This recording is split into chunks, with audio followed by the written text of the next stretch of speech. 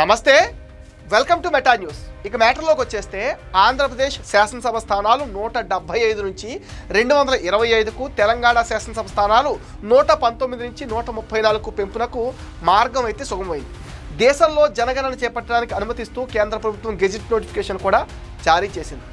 జనగణన వచ్చే ఏడాది పూర్తి కానుంది. కొత్త జనాభా లెక్కల ప్రకారం దేశవ్యాప్తంగా లోక్సభ స్థానాలు, శాసనసభ స్థానాల పునర్విభజన ప్రక్రియను ఎన్నికల సంఘం చేపట్టనుంది. రాజ్యాంగంలో 170వ అధికరణంలోని సెక్షన్ 15 ప్రకారం శాసనసభ స్థానాలను ఆంధ్రప్రదేశ్లో 175 నుంచి 225కు పెంచుతారు. అంటే ఇప్పుడున్న అసెంబ్లీ స్థానాలు 50 పెరగనున్నాయి. అదేవిధంగా తెలంగాణలో 119 నుంచి 134కు అంటే 25 అసెంబ్లీ సీట్లు పెంచుతూ నియోజకవర్గాల పునర్విభజన చేపట్టనున్నారు. ఏపీ పునర్వ్యవస్థీకరణ చట్టంలో 2014లో సెక్షన్ 26 సబ్సెక్షన్ 1 ద్వారా ఎన్నికల సంఘానికి కేంద్రం నిర్దేశించింది. నిజానికి 2021లోనే జనగణన జరగాల్సి ఉండగా ఆ సమయంలో కోవిడ్ కారణంగా వాయిదా పడుతూ వచ్చింది. తాజాగా జమిలీ ఎన్నికలకు సంబంధించి కేంద్ర ప్రభుత్వం నోటిఫికేషన్ జారీ చేసింది. ఈ క్రమంలో నియోజకవర్గాల పునర్విభజనపై అటు తెలంగాణ, ఇటు ఆంధ్రప్రదేశ్లో కూడా రాజకీయ నాయకుల మధ్య చర్చ జరుగుతుంది. ఏపీలో విభజన చట్టం ప్రకారం 2019 నుంచి 2020 మధ్యలో నియోజకవర్గాల పునర్విభజన జరగాల్సి ఉంది. దీని ద్వారా ఏపీలో 50 స్థానాలు కొత్తగా ఏర్పడతాయి. కానీ 2021 జనాభా లెక్కల ప్రకారం దీన్ని చేపడతామని అప్పట్లో కేంద్ర ప్రభుత్వం ప్రకటించింది.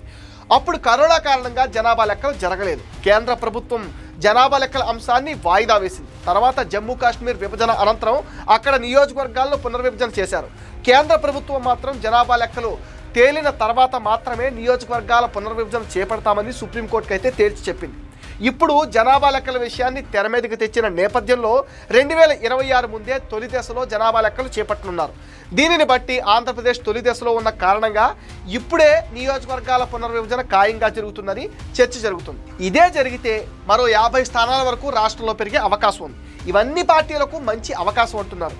కూటమి పార్టీలు మళ్ళీ వచ్చే ఎన్నికల్లో కూడా కలిసికట్టుగా పోటీ చేయగలిగితే అప్పుడు ఈ పార్టీలకు మరింత లాభం జరుగుతుందని చర్చ నడుస్తుంది. ప్రస్తుతం కేంద్రం విడుదల చేసిన జనాభా లెక్కలకు సంబంధించి నోటిఫికేషన్ నేతల్లో ఆశలను మరింత పెంచేసింది. గతంలో నియోజకవర్గాల పునర్విభజన విషయంలో సై అన్న వైసీపీ మాత్రం ఇప్పుడు మౌనంగా ఉంది. ఎందుకంటే తాము అధికారంలో లేకపోవడంతో నియోజకవర్గాల సంఖ్య పెరిగితే తమకేం లాభం అన్నట్టుగా ఉంది. కేవలం 11 సీట్లకే పరిమితమైన వైసీపీ 2029 ఎన్నికలపై ఫోకస్ పెట్టింది. కూటమి పార్టీలతో పాటు వైసీపీలో ఎమ్మెల్యేలుగా పోటీ చేయాలనుకున్న ఆశావాహులు మాత్రం నియోజకవర్గాల పునర్విభజన తమకు బంపర్ ఆఫర్ లాంటిదని భావిస్తున్నారు. ఖచ్చితంగా వచ్చే ఎన్నికల్లో ఎలాగైనా సీటు దక్కించుకుని అసెంబ్లీలో అడుగుపెట్టాలని తహతహలాడుతున్నారు.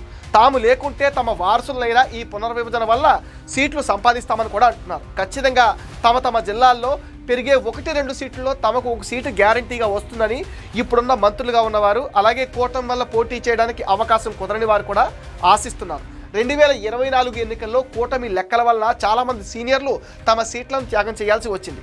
144 చోట్ల టీడీపీ పోటీ చేయగా 135 సీట్లు సంపాదించింది.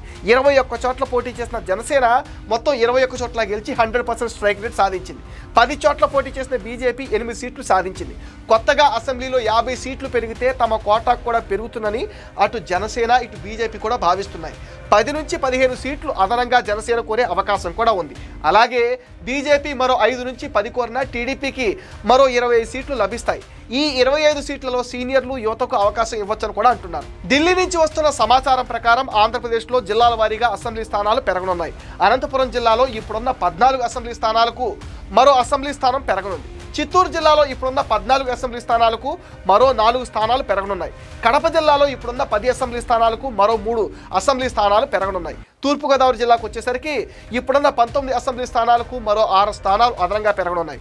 గుంటూరు జిల్లాలో ఇప్పుడున్న 17 అసెంబ్లీ స్థానాలకు మరో 5 అసెంబ్లీ స్థానాలు పెరగనున్నాయి. కృష్ణా జిల్లాలో కూడా ఇప్పుడున్న 16 అసెంబ్లీ స్థానాలకు గాను మరో 4 అదనంగా పెరగనున్నాయి. కర్నూలు జిల్లాలో ఇప్పుడున్న 14 అసెంబ్లీ స్థానాలకు గాను మరో 4 అసెంబ్లీ స్థానాలు పెరగనున్నాయి. ఇక నెల్లూరు జిల్లాలో ఇప్పుడున్న 10 అసెంబ్లీ స్థానాలకు గాను మరో 3 అసెంబ్లీ స్థానాలు పెరగనున్నాయి.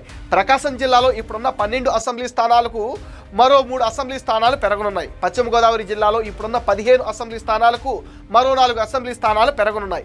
శ్రీకాకుళం జిల్లాలో ఇప్పుడున్న 10 అసెంబ్లీ స్థానాలకు మరో 3 అసెంబ్లీ స్థానాలు పెరగనున్నాయి. విజయనగరం జిల్లాలో కూడా ఇప్పుడున్న 9 అసెంబ్లీ స్థానాలకు మరో 2 స్థానాలు పెరగనున్నాయి. విశాఖపట్నం జిల్లాలో ఇప్పుడున్న 15 అసెంబ్లీ స్థానాలకు మరో 5 అసెంబ్లీ స్థానాలు కూడా పెరగనున్నాయి. అసెంబ్లీ స్థానాలు పెరగడం ముఖ్యం కాదు, కానీ అభివృద్ధి జరగడం ముఖ్యం అంటున్నారు ప్రజలు. కుదిరితే లోక్సభ లేకుంటే అసెంబ్లీ అన్నట్టుగా నేతలు ఆలోచిస్తున్నారు. లోక్సభ సీట్లు దేశవ్యాప్తంగా అన్ని రాష్ట్రాల్లో ప్రస్తుతం ఉన్న సీట్లు 20% అదనంగా పెంచుతారనే సంకేతాలు కూడా వస్తున్నాయి. లోక్సభ సీట్లు పునర్విభజనను జనాభా ప్రాతిపదికన చేపడితే కుటుంబ నియంత్రణను కట్టుదిట్టంగా అమలు చేసి జనాభా నియంత్రణకు తోడ్పడిన దక్షిణాది రాష్ట్రాలకు నష్టం జరుగుతుందనే ఆందోళన నేపథ్యంలో కేంద్రం జనాభాతో సంబంధం లేకుండా రాష్ట్రాల వారీగా 20% సీట్లు పెంచే దిశగా ఆలోచిస్తున్నట్లుగా తెలుస్తుంది. 20% మేర సీట్లు పెంచితే ఇప్పుడున్న పరిస్థితుల్లో 5 నుంచి 6 సీట్లు మాత్రమే పెరుగుతాయని కూడా అంటున్నారు. జనగణన కులగణన అనంతరం నియోజకవర్గాల పునర్విభజనతో పాటు జమిలీ ఎన్నికలు జరిపే విషయంపై కేంద్రం పట్టుదలగా ఉండడంతో రాబోయే సార్వత్రిక ఎన్నికలు జమిలీగా జరుగుతాయని అంచనా వేస్తున్నారు. అయితే ఈ జమిలీ ఎన్నికల వల్ల ఏపీలో కూటమికి వచ్చే నష్టం ఏమీ ఉండదు. అదేవిధంగా మహిళలకు రిజర్వేషన్ అమల్లోకి రానుండడంతో వారికి ఎక్కువగా సీట్లు కేటాయించి రావాల్సి ఉండొచ్చు. దీంతో తమ కొడుక్కి లేదంటే తమ కూతురికి లేదంటే తమ కోడలకైనా సీటు ఇవ్వాలని ఒత్తిడి రావచ్చు. ఇప్పటికే ఉమ్మడి జిల్లాలో ప్రస్తుతం ఉన్న టీడీపీ నేతలు తమ వారసులకు రాజకీయ శిక్షణ ఇస్తున్నారు. తమతో పాటు కార్యక్రమాలకు తీసుకువెళ్లడం కూడా చేస్తున్నారు. ఇది మెటా న్యూస్ అప్డేట్. ఈ వీడియో పైన మీ విలువైన ఒపీనియన్ని కామెంట్ సెక్షన్లో పోస్ట్ చేయండి. మీరు ఇచ్చే కామెంట్స్తో మరిన్ని ఇంట్రెస్టింగ్ వీడియోస్ మీకు అందిస్తాం. అండ్ మీరేం చేయాలో మీకు తెలుసుగా ఈ వీడియోస్ని లైక్ చేయండి, షేర్ చేయండి, మెటా న్యూస్ని సపోర్ట్ చేయండి, సబ్స్క్రైబ్ చేసేయండి.